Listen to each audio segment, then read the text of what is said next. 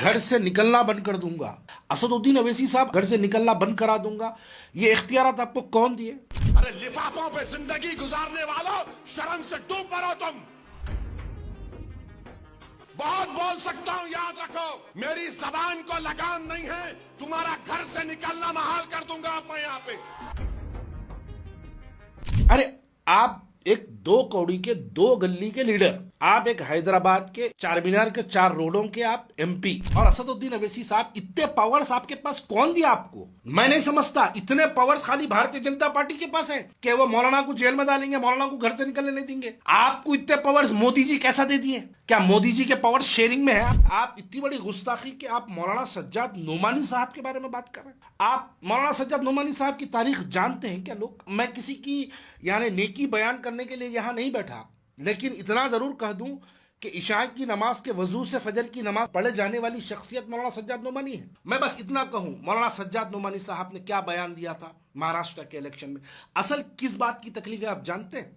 अगर आपके इलाके में कोई जालिम का साथ दे दो, उसका बाइकआउट की।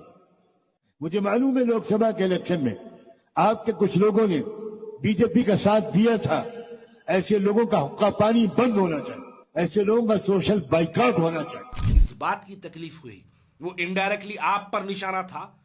इस वास्ते आज आप धमकी दे रहे मौलाना सज्जाद नोमानी साहब को। आप अगर उलमाओं को धमकी देंगे, हिंदुस्तान का हर मुसलमान उलमाओं के साथ खड़ा है। आपकी उलमाओं से बड़ी शख्सियत आपकी नहीं है, आपकी उलमाओं से बड़ी पहचान आपकी नहीं है। आपका और अगर मेरा वजूद है तो ये हमारे महजिब उलमाए बाअमल की वजह से आज हमारा ये मुकाम कायम है। एक झूठ और एक आप बोले, आप ये बोले कि आपका घर बहुत छोटा है, आप औरंगाबाद से आने वाले लोगों को घर में नहीं बिठा सकते। भाई thank you, you have called us to your palace home. You're going to treat me like a Nawab? No, not a Nawab. You're hosting me. Nawab Nizam. I'm the Nizam of Hyderabad today.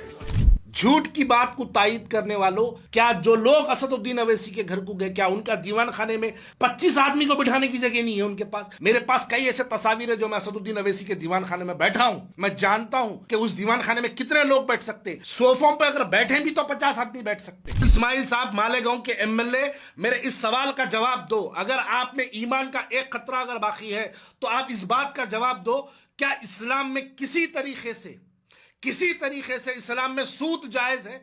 अगर नहीं है तो आप जिस जमात के B form पे election लड़े हैं, वो बी फॉर्म असदुद्दीन अवैसी साहब का साइन किया हुआ बी फॉर्म है। पहले आप इस बात का जवाब दो कि क्या इस्लाम में सूद किसी भी तरीके से, क्या इस्लाम में इंटरेस्ट या सूद का पैसा जायज है, हराम है या हलाल है? अगर हलाल है तो आप हमको बताइए किस बुनियाद पे हलाल है। अगर हराम है तो ये बताइए फिर वो हराम खोरी करने वालों के साथ आप क्यों स्टेज शेयर कर रहे हैं? अगर आप मुफ्ती है तो, अगर आप मुफ्ती नहीं है तो मैं आपसे सवाल नहीं करता। लेकिन असदुद्दीन अवैसी साहब उस तरफ सज्जाद नोमानी साहब को तनकीद कर रहे हैं और उसी स्टेज पर एक सेकंड बाद मालेगांव के मुफ्ती इस्माइल साहब की तारीफ कर रहे हैं। आप कंपैरिजन की दुनिया देखिए, एक मुफ्ती जो एक सूदखोर बैंक चलाने वाले के साथ एक मुफ्ती स्टेज शेयर करता, और एक सज्जाद नोमानी साहब सीए एनआरसी के अंदर भारत बंद का ऐलान करने वाला, उन्होंने भारत बंद का ऐलान करने सीए और एनआरसी के एहतजाज के वक्त आप कहां थे बैरिस्टर असदुद्दीन अवैसी साहब? आप हमको गिरफ्तार करा रहे थे सीए एनआरसी के नाम पर। एफआईआर नंबर 155 ऑफ चार मीनार, मैं गिरफ्तार हुआ। आपने पुलिस स्टेशन को कॉल कर मैं सीए एनआरसी पर खुली कुतुब शाह मैदान में जब मैं एक प्रोटेस्ट लगाया था, आप मुझ पर केस बुक कराए, आज भी केस चल रहा। इमरान प्रतापगढ़ी पर आप केस बुक कराए, आज भी केस चल रहा। सैयद सलीम पर आप केस बुक कराए, आज भी केस चल रहा। आप सीए एनआरसी पे एहतजाज करने वालों को पुलिस के जुल्म के तहत आप गिरफ्तार करते हैं। आपको मौलाना सज्जाद नोमानी साहब औरंगाबाद के कैंडिडेट डॉक्टर गफ्फार कादरी की तायद करे तो इतनी तकलीफ हो रही। मैं शोलापुर का ऑब्जर्वर था, मैं शोलापुर का इलेक्शन का इंचार्ज कांग्रेस पार्टी का मैं रहा। मेरे खिलाफ में एमआईएम का जो कैंडिडेट था फारूक साबदी शोलापुर को अगर मौलाना सज्जाद नोमानी अगर तायद करते हैं, मैं उसका एहतराम कर रहा हूं। और आप इम्तियाज जलील औरंगाबाद के खिलाफ में उन्होंने आपका ऐलान कर दिया, डॉक्टर गफ्फार कादरी की तायद कर दिया, उनके इम्तियाज जलील के खिलाफ उन्होंने अपनी तायद का ऐलान करे तो आप उनका घर से निकलना बंद करा देंगे। मैं इस वीडियो के जरिए तमाम उलमाओं से गुजारिश करता हूं कि असदुद्दीन अवैसी साहब का सोशल बाइकआउट करना चाहिए। क्योंकि ये बात हमारे उलमाओं पर आ रही है। जब हमारे देखो, ये सियासत 5 दिन की है, सिर्फ 5 दिन की। आंख बंद करके खोले तक 5 साल खत्म हो जाते, इलेक्शन फिर आएगा। सबसे पहले असदुद्दीन अवैसी साहब पूरे हिंदुस्तान के उलमाओं से माफी चाहना चाहिए।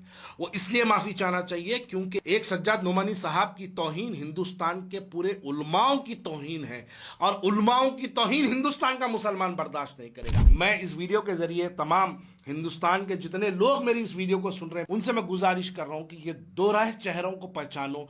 एक जानिब आके अल्लाह रसूल की बातें करते हैं, और दूसरी जानिब हमारे उलमाए मशाखीन पे तनखीद करते हैं, हमारे उलमाए मशाखीन को धमकी देते हैं, और ये कहते हैं कि घर से निकलना बंद कर दूंगा, और हिंदुस्तान का मुसलमान खामोश है। यही बात अगर कोई और कह दे तो असदुद्दीन अवैसी साहब बवाल कर देते थे अब तक, लेकिन असदुद्दीन अवैसी साहब के इस भड़काऊ भाषण के बाद आपकी और हमारी खामोशी, ये आपकी और हमारी कमजोरी को जाहिर करता है।